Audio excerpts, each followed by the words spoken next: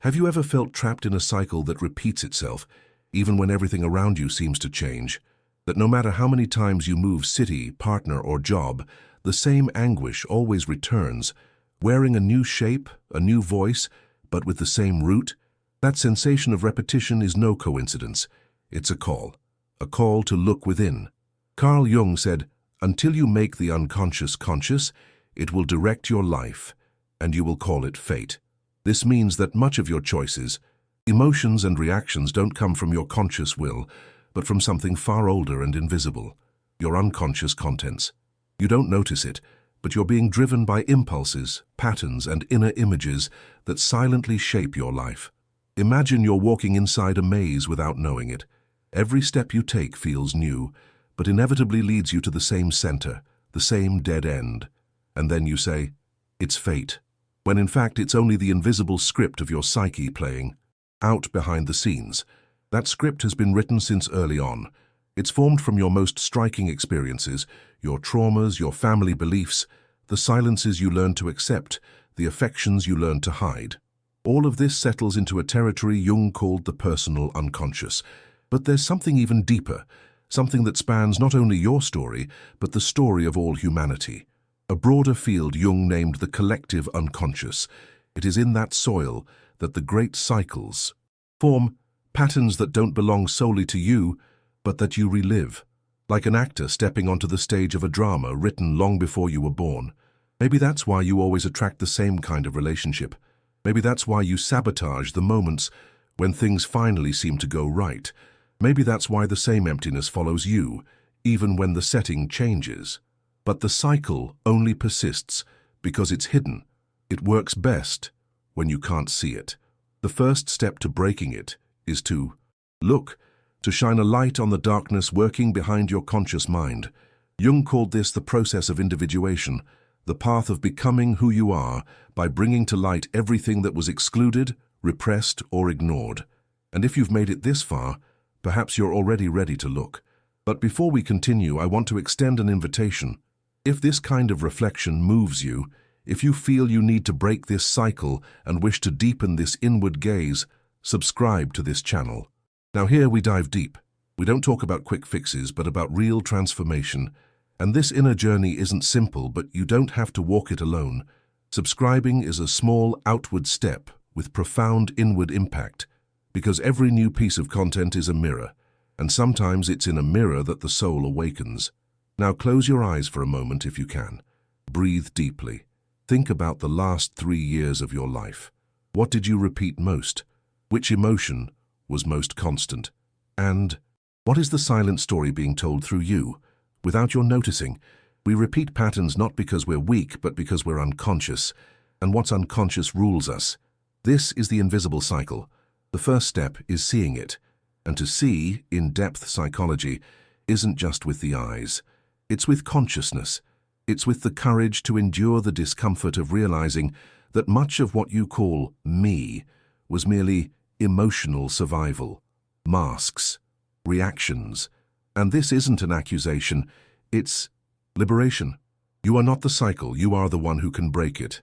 There is a part of you you learn to hide, not because it's bad, nor because it's wrong, but because at some point in your story, someone made you believe it wasn't acceptable.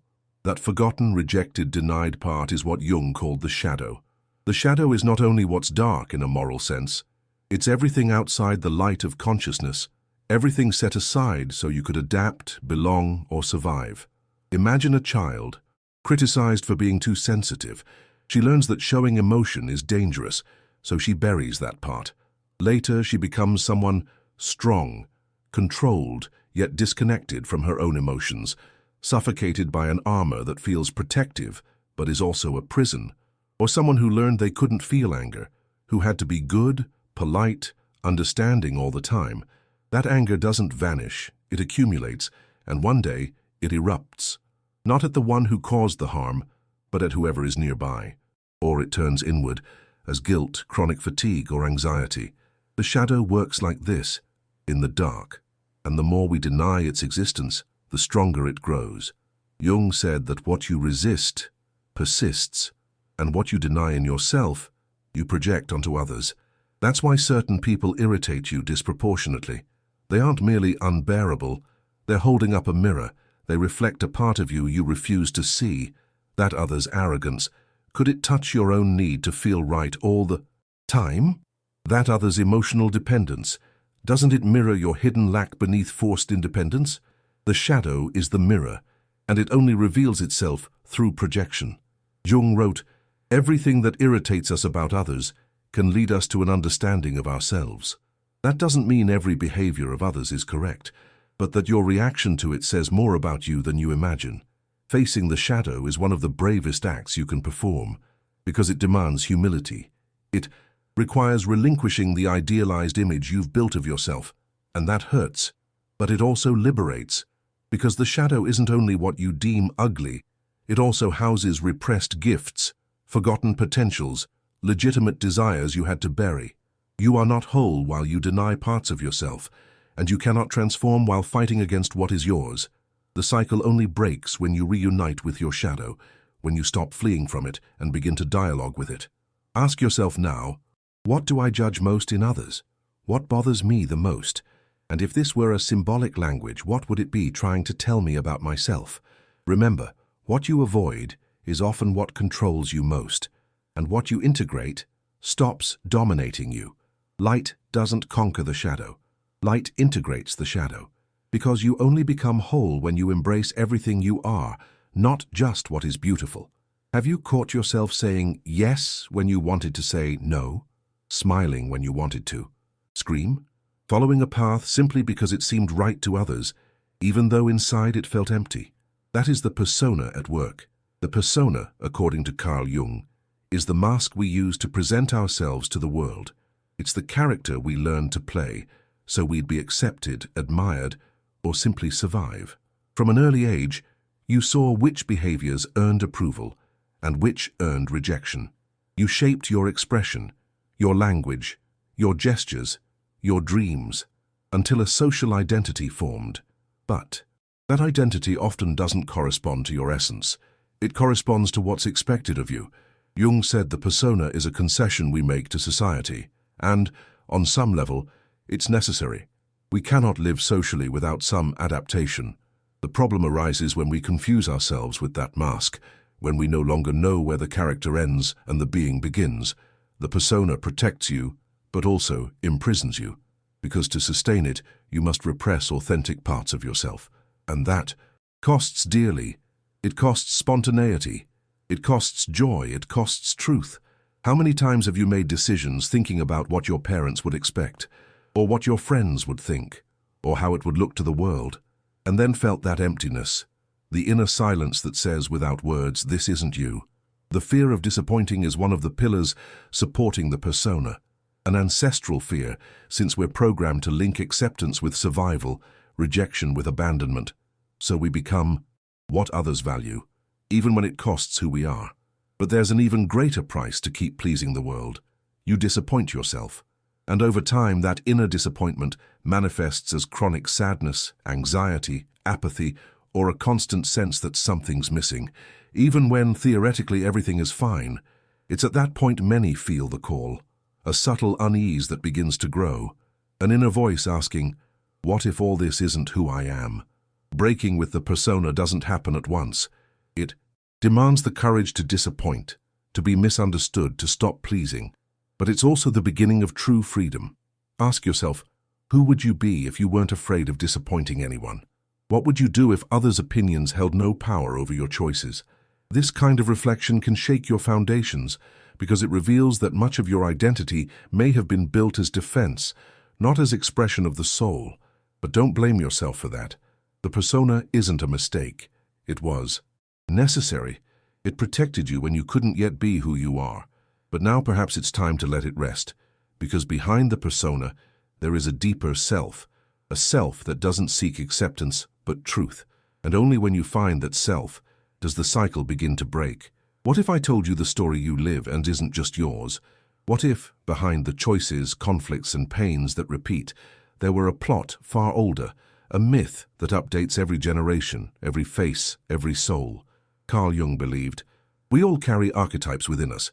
primordial images that belong to the collective unconscious. They're like invisible molds guiding our behaviors, emotions, and expectations. Hero, orphan, martyr, sage, lover, traitor, all these mythical characters live inside us, waiting their turn on stage. Sometimes you live as the wounded hero, always trying to save others, even at your own expense.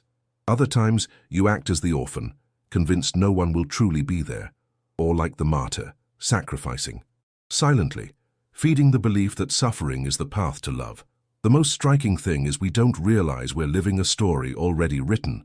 We think we're just living life, but in truth, we're playing out an ancestral script, repeating the same basic conflicts of the human condition, only with modern costumes. Why does this matter? Because as long as you don't become aware of the myth you're living, you cannot choose to leave it. You're driven, directed, traversed, without noticing. Have you ever felt you always live the same kind of relationship, even with different people, that you always end up caring too much, or feeling abandoned, or losing your own identity to avoid being left behind? Perhaps it's not just you. Perhaps it's the wounded lover archetype trying once more to rewrite the ending of a story that never finishes. And this isn't mystical or merely metaphorical. It's psychological. The collective unconscious is a real living field acting upon each of us. And the role you're playing in your life has its roots in that field. The way you love, fight, fear, sacrifice, that's all expression of an archetypal matrix. But beware, you are not the archetype. You are the one who lives it, and therefore can also transcend it. When you become aware of the story you're living, you begin to gain choice. You see, you don't always have to be the savior. You don't have to repeat your mother's pain or your father's frustration. You don't have to follow the myth of the exhausted warrior, forever fighting without rest. Perceiving the archetype is like stepping off the stage for a moment and looking at the script from the outside. It's like waking up inside a dream. Jung said myths are dramatized expressions of inner truths, and that by recognizing them, we can pass through them, no longer be devoured by them. So ask yourself, what myth are you living without noticing? Which character do you need to say goodbye to in order to be reborn? You didn't come into the world to be a repetition. You came to be unique, but to do that, you need to recognize the cycle hidden in the collective and dare to break it. Sometimes everything seems to work outwardly, but something inside you is silently screaming.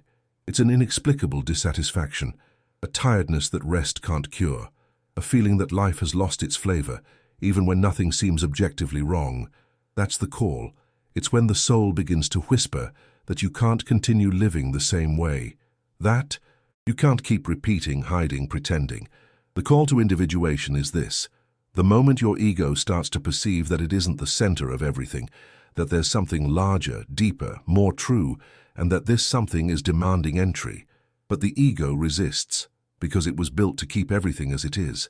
It wants security, control, predictability, and the soul longs for transformation. The ego fears the unknown. The soul yearns for it. That's why the start of individuation often comes with crises, loss of meaning, emotional collapse, ruptures. Not because life is wrong, but because the old self is dissolving and the new hasn't yet been born. Jung said, "The encounter with the self is at once the greatest victory and the greatest sacrifice of the ego." Because individuation isn't about improving the ego. It's about decentralizing it. It's about stopping living just to uphold images, roles, expectations, and starting to live for the sake of your inner totality. But it takes courage.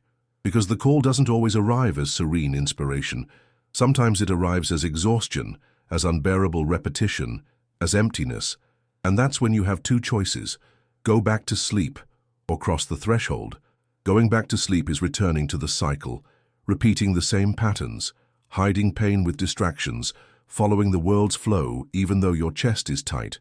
But crossing the threshold is accepting the crossing, facing the unknown within yourself, and letting die what no longer serves. This path is solitary, but deeply necessary, because only you can walk the journey back to yourself. Others can accompany, inspire, support, but no one can live it for you. The call to individuation is like a whisper saying, "Are you ready to remember who you are? Not who you were told you should be, not the role you assume to fit in. but the essence you truly are, which has always been there, waiting for you to listen. And if that whisper is inside you now, don't ignore it, because ignoring the call can cost a lifetime of repetitions, but heeding it can change everything. Have you ever stopped to think that the pain you feel isn't trying to destroy you, but to transform you? In analytical psychology, Jung invites us to see suffering in a radically different way.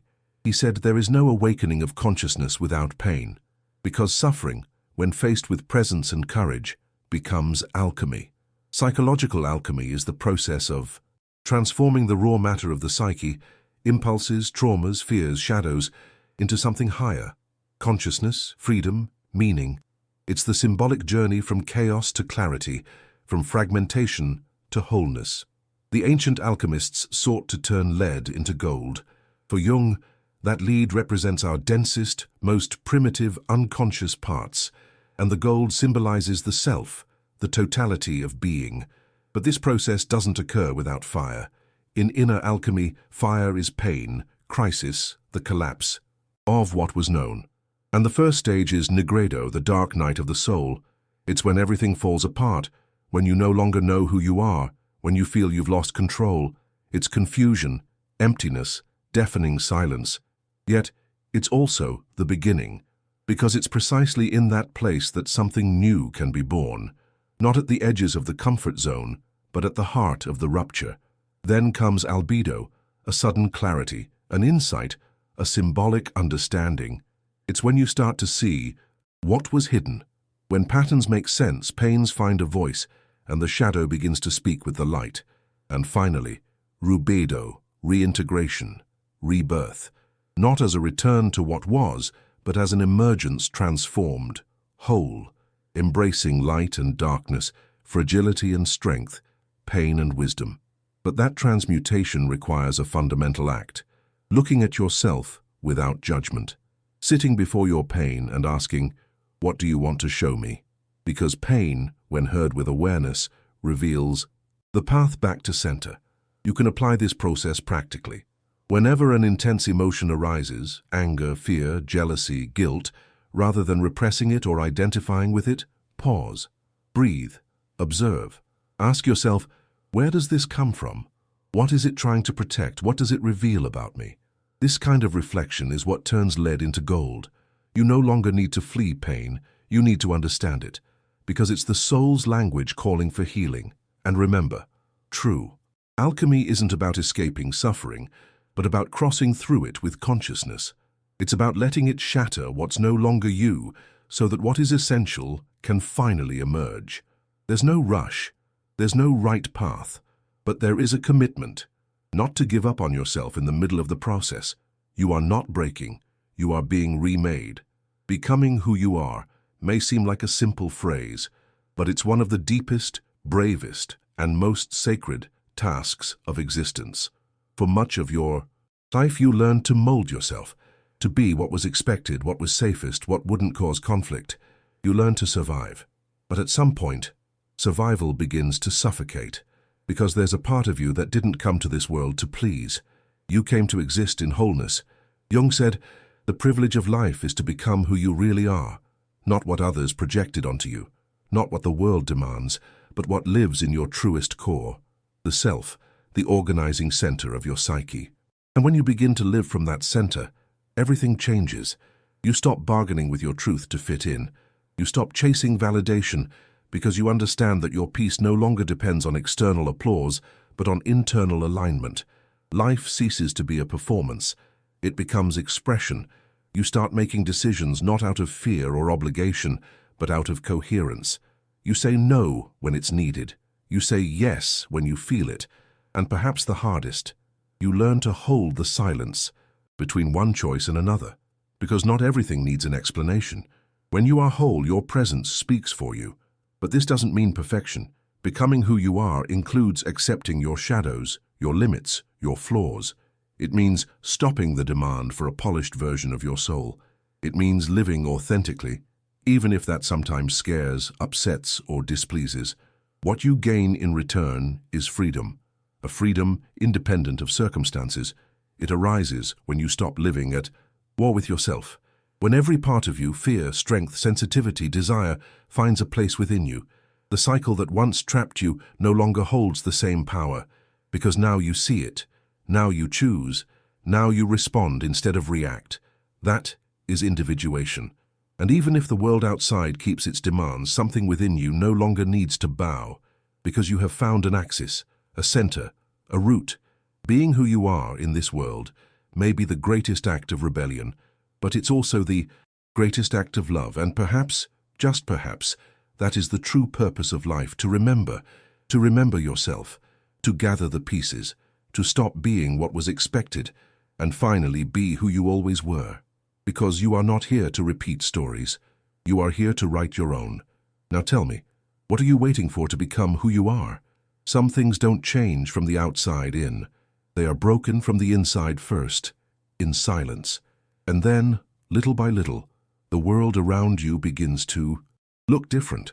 Not because the world changed, but because you are no longer responding the same way.